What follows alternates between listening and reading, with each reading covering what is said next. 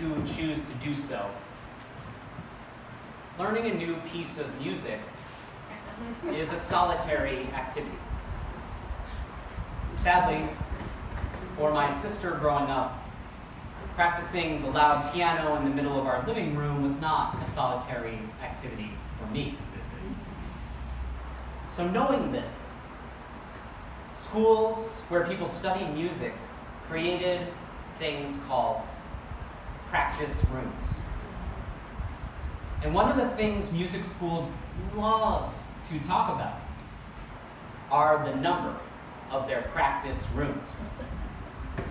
Now, a practice room, for those of you who don't know, is very often a space roughly as small as a person can construct and still fit a person, an instrument, and a music stand inside of it. Some have pianos, but not much more than that. I probably, looking back, should have spent a little more time in the practice rooms when I studied music, if I'm being totally honest. But sometimes I think that all the hours I spent practicing to get to that school kind of wore me out. But the guide I had through that process, and the person most influential in my decision to study music at one point, was my private voice teacher in high school. What a voice. The first time I heard Dr. Blades, you heard that correctly, Dr. Blades. The first time I heard Dr. Blades sing, I was 100% sure that I wanted to study with her. She sang the Pie Jesu from Mass by Andrew Lloyd Webber. I had only ever heard one recording of that piece, and it was by a person not nearly as well trained as Dr. Blades. And the power that emanated from that single body, the quiet, insistent, glowing tone, seemed totally to take the breath away from everyone in that theater. I studied with Dr. Blades for years, even after she got a job teaching at Heidelberg College in Ohio. She traveled back and forth every weekend to work with a few students. Back and forth she went from Tiffin, Ohio to Rochester, New York. Her commute made the local paper. And in that time, she also taught me some piano, and she also taught me some guitar. I'll never forget this one guitar lesson we had. We were looking at the sound of silence. She opened the music up, she looked at it, she sighed kind of quietly, put it on the stand in front of both of us and said, "Whew,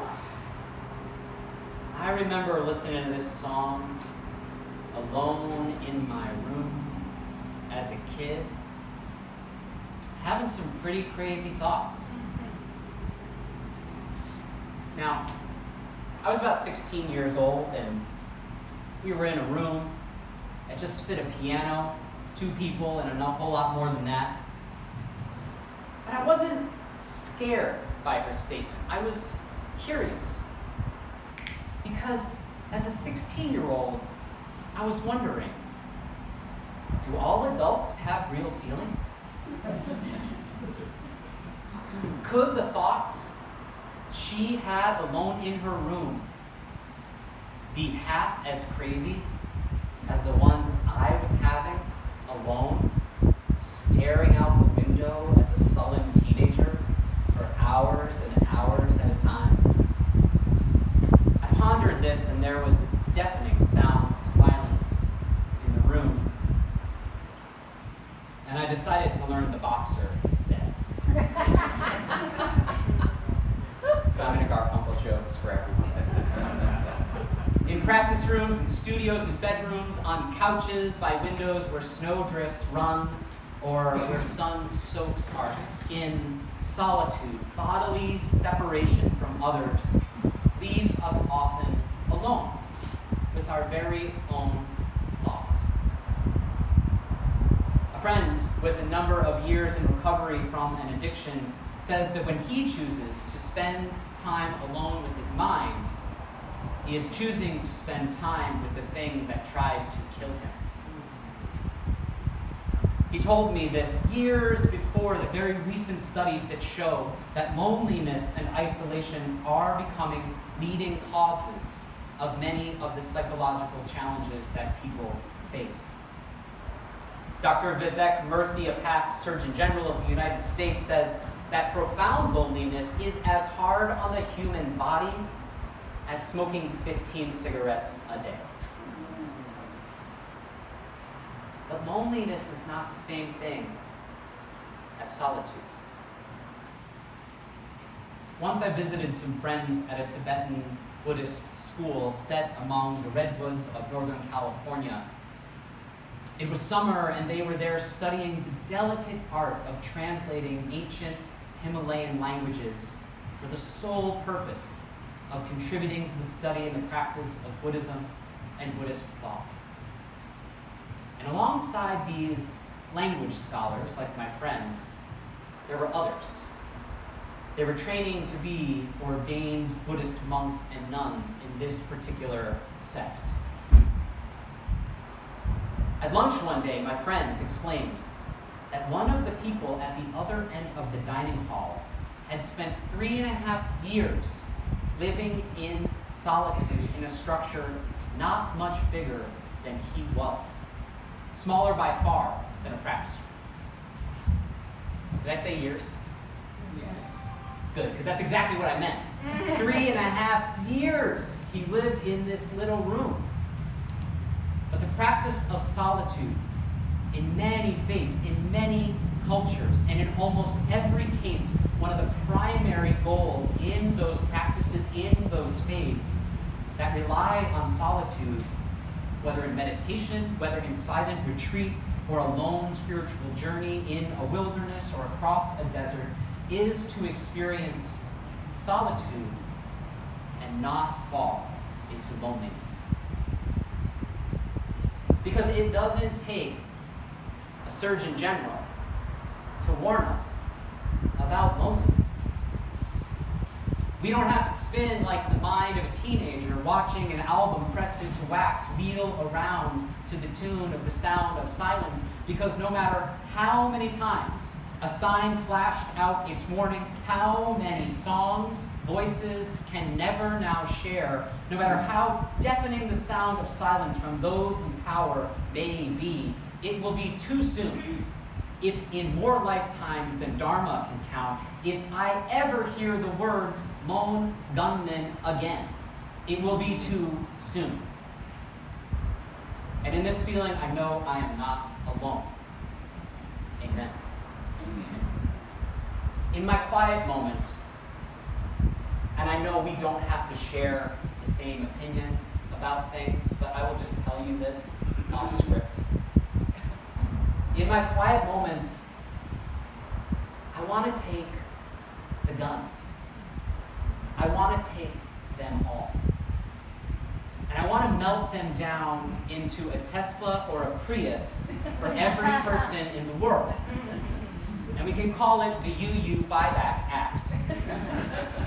Or we can call it the We Won the American Revolution more than 2 centuries ago. We now have the best single fighting force in the history of the world. And by the way, the Second Amendment talks about arming militias and is grammatically inscrutable at best act. I will sign my name to that. Or maybe we can just call it the Turning the Blades into Plowshares Act. It's fitting in a way, actually, to turn the blades, the guns, the weapons into cars, because for years, gun right advocates argue cars are more dangerous than guns. But horrifyingly, not anymore. 2 years ago, the Centers for Disease Control found for the first time that guns now kill more people in this country than cars. And the critics, not to mention the current occupant of the highest office occupying this land, shouts louder, guns don't kill people, people kill people. And just before I shout back, just before I am one of those people who are talking without speaking, who are hearing without listening, I remember the distance of that road between my ears sometimes. I remember how angry and fearful I can get at this world sometimes. And I wonder if a few more things went terribly, terribly wrong in my own life. How isolated, how lonely, how filled with rage could I be? And in moments of despair and longing for an answer that could never really come, who knows why, some people choose a response to rage that they know in the world, maybe rage they feel at themselves at times, and they strike out, raging at the fabric of understanding and humanity that is meant to hold us together. And that is hard. Last week was incredibly hard for many of us. It was the worst week in the lives of many of our fellow children of this earth. 3 people survived their second mass shooting last week. They survived the Las Vegas shooting in 2017 and then the Gilroy Garlic Festival 2 weeks ago. Many more lost their lives, and many more than that will carry the scars and trauma for years to come. But one man had the hardest week of his life for another reason. This past week meant that he had to travel the 3,500 miles between El Paso and Dayton with only the food he'd packed and road maps he'd marked to guide his way. See, he spent the prior week reading the obituaries for the victims where he could find them. So he knew exactly what he had to build. Greg Zanis is a humble carpenter who, for the last 23 years, has visited every site where there has been a mass shooting or other unexpected loss of life.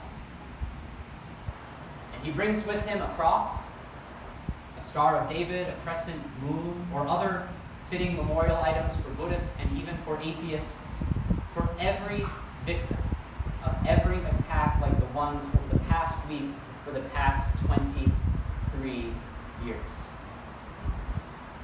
But last week was the first time in those years he had to drive from one site to another without going home first.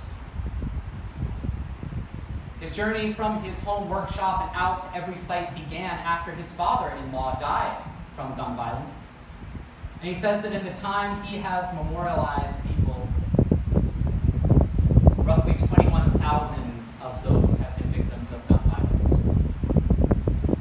So naturally we might wonder what he thinks is at the root of this violence. He knows his opinion, though, on this is unpopular. And he thinks it is getting more and more unpopular. See, he is a Baptist, and he believes, in his words, that more and more this is a nation that has forgotten God. But he is very quick to point out that his own personal opinion is just his, and he does not suggest that anyone anywhere should share it. And then he goes about taking great care to honor all who have suffered by attending carefully to the victims' own individual beliefs in their memorial. There are times when just a touch of spiritual pride tells me that as Unitarian Universalists, we sometimes live out the call of other faiths even better than they live them out themselves. Sometimes that's true. But it's with profound spiritual humility that I admit that I don't know a lot of Unitarian Universalists who live out the call of their faith, who touch the highest ideals of holding to one's own beliefs while serving gracefully and painfully the needs of others' faiths, as well as that particular Baptist carpenter.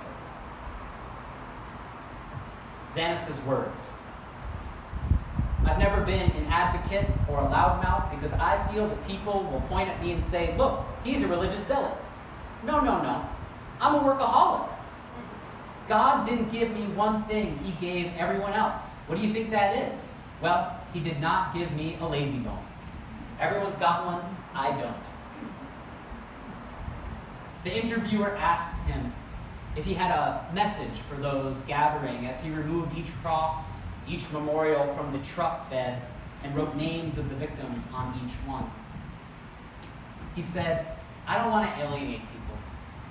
I'm here for the victims only. He made no extra time for the adulation people wanted to give him or the questions any more than those he could answer while doing the work he had to do in Dayton, because just a day before he'd collapsed under the heat of the El Paso sun and had more than 300 miles to go before he could rest in his own bed again. He makes all the time he can for hugs and to give to those who ask for them. And though people later add items to the monuments, the construction and delivery of each one is done by the work of his own two hands. But it is not done alone. It is done in solitude. We cannot together possibly know the mind of Greg Xanus, but I know some people of faith. And whether it is in the connection in their lives between their bodies and this natural world we inhabit, whether it is in the acknowledgement of suffering in their lives guided by their own practices, whether it is in the acknowledgement that this place in their lives occupies a special spot in the interconnected web of existence, in powerful work they do in solitude, they know fully that they are not alone. We are not alone. It doesn't happen overnight. It takes practice. In the rooms we live in the rooms where we have meetings, in this room, or in the crowded spaces some fear now to enter, the work of changing loneliness to solitude goes on and on. And then of taking those gifts that we find in solitude out from our hearts to our homes, out from our homes to our towns, out from our towns to our nations, and out from an aching nation to a hurting world. Maybe touching the sacredness of sand soaked in salt and sun.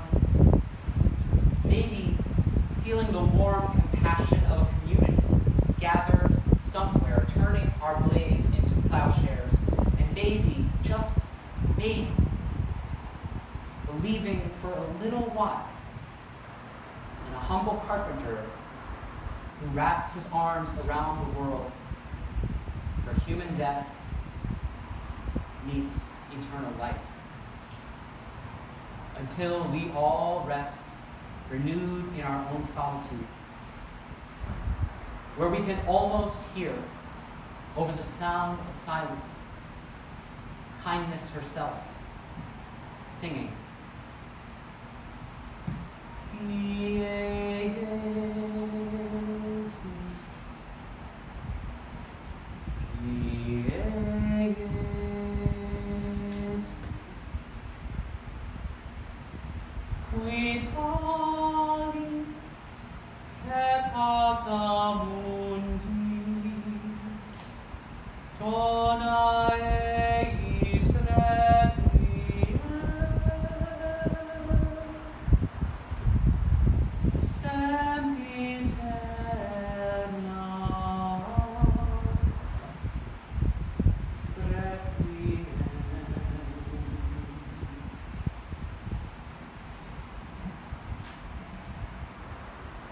we all know. May we all rest. May we all find peace. And may it ever be so. Blessed be